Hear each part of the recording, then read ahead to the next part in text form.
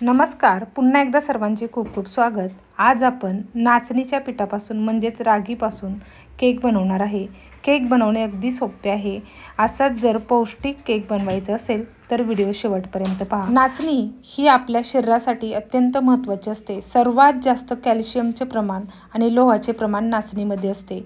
मधुमेह अशक्त व्यक्तींना नाचणी आहारात खूप उपयुक्त असते। केक आपण गव्हाच्या पिठापासूनही बनवतो, तसेच मैदा, रवा अनेक प्रकारच्या घटकांपासून केक बनवतो। पण नाचणीपासून पहिल्यांदाच हा केक मी बनवला आणि अगदी छान झालेला आहे, एकदम स्पॉन्जी झालेला आहे। कमीत कमी साहित्यामध्ये पौष्टिक असा हा केक तयार होतो। नाचणीचा केक बनवण्यासाठी आपल्याला येथे 1 वाटी नाचणीचे पीठ, अर्धी वाटी गूळ पावडर, 4 टीस्पून तेल किंवा तूप, अर्धा कप दूध, 1 teaspoon baking powder, 1 teaspoon baking soda, 4 teaspoon दही आणि 2 टीस्पून कोको पावडर लागणार आहे। सर्वात प्रथम आपण एका भांड्यामध्ये 4 टीस्पून दही घालून घेतलेले आहे। दह्यामुळे केक छान बेक होतो। त्यानंतर अर्धी वाटी आपण येथे गूळ पावडर वापरलेली आहे। 1 वाटी नाचणीच्या पिठासाठी अर्धी वाटी गूळ पावडर घेतलेली आहे। त्यानंतर 4 टीस्पून आपण तेल घेतलेले आहे। तेलाऐवजी तूप वापरले तरी चालेल। आपण येथे साखरेचा वापर केलेला नाही। आपण जो केक बनवतोय हा एकदम पौष्टिक आहे। गूळ पावडर वापरलेली आहे, हवं तर तुम्ही साखरही वापरू शकता। त्यानंतर 1 टीस्पून बेकिंग पावडर आणि 1 टीस्पून बेकिंग सोडा वापरलेला आहे, खाण्याचा सोडा। हे सर्व साहित्य तेलामध्ये आपल्याला आणि दह्यामध्ये छान व्यवस्थित मिक्स करून घ्यायचे आहे। यामध्ये गुळाचे खडे राहणार नाही याची काळजी आपल्याला घ्यायची आहे। एकदम छान असं हे मिश्रण ढवळून घ्यायचं आहे। त्यानंतर 1 वाटी आपण येथे नाचणीचे पीठ वापरलेले आहे। हे नाचणीचे पीठ आणि कोको पावडर एकत्रित चाळून घ्यायचे आहे। मी अगोदरच चाळलेली होती त्यामुळे डायरेक्ट टाकून घेतलेले आहे।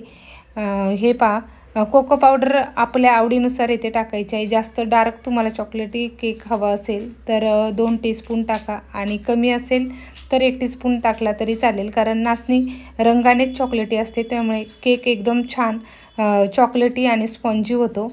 हे सर्व मिश्रण छान एकजीव करून घ्यायचे आहे। बेकिंग पावडर आणि बेकिंग सोडा टाकल्यामुळे आपले मिश्रण छान नाचणी खाण्याचे फायदे भरपूर आहे। मधुमेह अशक्त व्यक्तींना नाचणीचा आहार उपयुक्त व गुणकारी मानला जातो, कारण नाचणीमुळे रक्तातील कोलेस्ट्रॉल कमी होते। साधारण 5 मिनिट हे मिश्रण मी छान व्यवस्थित फेटून घेतलेले आहे। जेवढे आपल्याला फेटता येईल तेवढे फेटून घ्यायचे। घट्ट पातळ बघून यामध्ये आपण थोडंसं दूध ॲड केलेलं आहे। जर असं वाटत असेल मिश्रण थोडं घट्ट झालेलं आहे तर तुम्ही यामध्ये थोडंसं दूध ॲड करू शकता। आणि हे पहा, एकदम परफेक्ट असे आपल्याला हे मिश्रण तयार करून घ्यायचे आहे। यामध्ये थोडेसे ड्रायफ्रूट्स वापरलेले आहे। ड्रायफ्रूट्स वापरल्याने केक चवीला अप्रतिम लागतो। ड्रायफ्रूट्स टाकणे ऑप्शनल आहे, हवं तर टाका, नसेल तर काही हरकत नाही। तसाही बनवला तरी केक खूप छान लागतो, कारण तुम्ही मार्केटमधून जेव्हा केक विकत आणता त्यावेळेस त्यामध्ये क्रीमच भरपूर असते, ड्रायफ्रूट्स कमी असतात, फ्लेवर्स वेगवेगळे कलर वापरलेले जातात। आणि जर असा घरगुती केक आपल्या मुलांसाठी, आपल्या घरातील व्यक्तींसाठी कमी साहित्यामध्ये आणि पौष्टिक केक तुम्हाला बनवायचा असेल तर तुम्ही या पद्धतीने नक्की ट्राय करून पहा। कोणीही कॉन्फिडन्सने हा केक बनवेल। घरामध्ये उपलब्ध असणाऱ्या साहित्यामध्ये आपण हा केक बनवलेला आहे। आपण येथे कोणतेही केमिकल किंवा वेगवेगळ्या प्रकारचे कलर म्हणा किंवा पावडरी वापरलेल्या नाहीत। हे पहा, अशा पद्धतीने आपल्याला हे मिश्रण फेटून घ्यायचे आहे। एकदम परफेक्ट फेटलेले आहे। यापेक्षा जास्त पातळही नको आहे आणि घट्टही नव्हे। हे पहा, अशा पद्धतीने मस्त आपला इथे बेटर तयार झालेला आहे। आता आपण हा केक कुकरमध्ये बनवणार आहे, त्यामुळे कुकरच्या भांड्यामध्ये किंवा पातेले कशात तुम्ही बनवणार असाल त्यामध्ये या पद्धतीने बुडाला तेल लावून घ्यायचे आहे किंवा तूप लावून घ्यायचे आहे, जेणेकरून आपला केक खाली चिकटणार नाही। किंवा बटर पेपर असेल तर तोही तुम्ही टाकू शकता। हे सर्व मिश्रण आपल्याला या पद्धतीने टाकून घ्यायचे आहे। यामध्ये 2 गोष्टी लक्षात ठेवायच्या आहे, बेटर एकदम परफेक्ट झाले पाहिजे आणि गुळाचे खडे मध्ये राहणार नाही।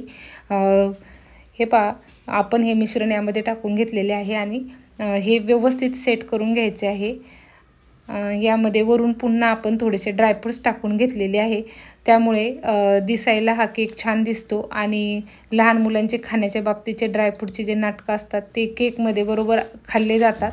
आज पहिल्यांदाच नाचणीचा केक मी बनवायला सुरुवात केली आणि तो चवीला अप्रतिम झाला आणि हा आपल्या हेल्थसाठी खूप फायदेशीर असतो, त्याचे फायदे तुम्हाला मी सांगितलेलेच आहे. आपण हा केक ओव्हनमध्ये बनवला नाही तर कुकरमध्येच बनवणार आहे. त्यामुळे कुकर 5 मिनिट हा गरम करून घेतलेला आहे. त्यामध्ये आपल्याला हा डबा स्टँडवरती ठेवून घ्यायचा आहे आणि कुकरची शिट्टी आणि रिंग दोन्हीही आपल्याला इथे काढून घ्यायचे आहे. सुरुवातीला गॅस आपण एक 10 मिनिट फुल ठेवलेला होता, त्यामुळे कुकर पूर्णपणे तापलेला आहे. आता मीडियम हीटवरती आपल्याला हा केक एक 30 मिनिट बेक करून घ्यायचा आहे. 30 मिनिटानंतर तुम्ही पाहाल केक आपला पूर्णपणे फुललेला आहे, छान बेक झालेला आहे. आता बेक पूर्णपणे झालेला आहे का नाही हे आपल्याला गरम असताना कळणार नाही, तर टूथपिकच्या साह्याने आपल्याला हा बेक झाला आहे का नाही ते पाहायचं आहे. टूथपिक आपली व्यवस्थित क्लीन निघली की बेक एकदम परफेक्ट झालेला आहे. आता एक थाळी घेतलेली आहे आणि या पद्धतीने उलटा करून आपण डबा वरच्या साईडने थोडा थापटून घ्यायचा आहे, त्यामुळे केक आपला व्यवस्थित निघला जातो. हे पहा, एकदम परफेक्ट मस्त असा केक आपला इथे तयार झालेला आहे. बिलकुलही भांड्याला चिकटलेला नाही, म्हणजेच केक आपला छान बेक झालेला आहे. दुसऱ्या थाळीवरती या पद्धतीने आपण पुन्हा याला सेट करून घेतलेला आहे. तुम्ही कलर पाहाल, जितका तो दिसायला सुंदर झालेला आहे तितकाच चवीला अप्रतिम झालेला आहे. केमिकल क्रीम असा केक खाण्यापेक्षा, पैसे देऊन आजार घरात घेण्यापेक्षा तुम्ही जर या पद्धतीने घरच्या घरी केक मुलांना तयार करून दिले तर ते आवडीने खातात. आणि हो, हा नाचणीचा केक आपल्याला गरम गरमच खायचा आहे. जर जास्त वेळ थंड करून ठेवला तर तो थोडा कडक होतो, कारण नाचणी थंड झाल्यानंतर ती कडक होते. हे पहा, अशा पद्धतीने एकदम स्पॉन्जी आणि पौष्टिक असा केक तयार झालेला आहे. उन्हाळ्यामध्ये हा केक तुम्ही नक्की ट्राय करून पहा, कारण नाचणी पित्तशामक, थंड व शरीरातील उष्णता कमी करते. थँक्यू. धन्यवाद.